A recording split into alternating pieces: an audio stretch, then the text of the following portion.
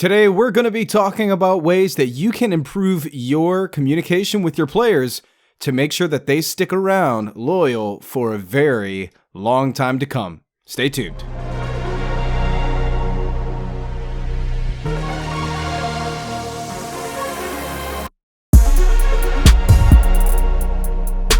What is up, my people? My name is Stifflered, and welcome to the Cafe, where we talk about tools, tips, and tricks to take your Minecraft creations to the next level.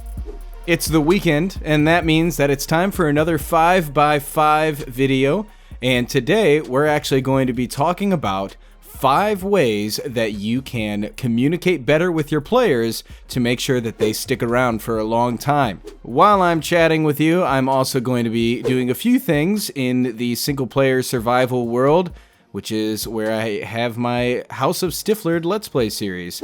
Good communication is key to being a great leader of a Minecraft server and a Minecraft community in general. In fact, any community needs a great communicator in order to keep the people moving forward passionately towards their goals. So what are 5 ways that you can improve your communications to make sure that your players stick around longer? The first way actually ties back into a previous video that I made where I talked about creating a core set of values that you stick to with your server and making sure that all of your staff also know those core values. It's important that not only do you have a really clear and consistent core set of values and a mission statement that you follow, but also that your actions follow along with that mission statement as well. What I'm referring to, I think, is best illustrated with an example. Just the other day, I was having a conversation with my senior admin Mailweaver on the Treecrafter server, and he brought to my attention something that I was doing which could be perceived as manipulative and not good at all. It was an action that I was doing, and I didn't realize how people might perceive that action. Well, my message is one that is against manipulation. I don't like manipulation. I like integrity and open, honest, genuine communication. So I have to change that action that I am doing in order to make sure that my actions match my words. This takes a certain amount of skill and self-awareness, so always be aware of the message that your actions could be communicating to your players and make sure that those actions communicate the same message that your words do. For the second tip, I would say use multiple channels to communicate with your players. It's really easy to forget that not everyone gets on the server every day. Not everybody is on the Discord server that you might be running for your server. And not everybody has a forum account if you have a website and forums. In fact, a lot of people will only have 1 or 2 of those different types of accounts. So, in order to make sure that your message gets to as many players as possible, use a lot of different channels to communicate with them. Post your announcements on Discord and the forums and Facebook and Twitter and the YouTube channel. Any way that you might be able to communicate with your players through different platforms and social media, websites and such is really going to help you communicate a more consistent message to all of your players at the same time. Do all of your messages and communications with your players make sense? Right? Is it easy for somebody who is first tuning into your server or your website or YouTube channel, is it easy for them to understand what you're all about? Are you playing a certain game mode? Are you survival, creative? Is this, with custom plugins and lots of community-driven aspects? What is your server all about?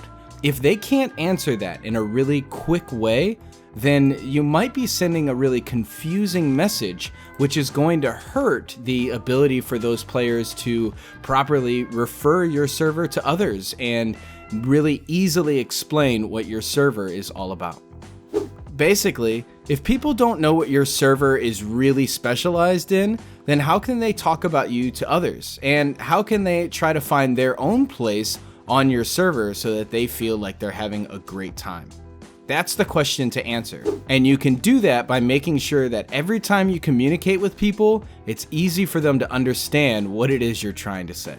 For the fourth tip, I can't understate the value of making people feel special.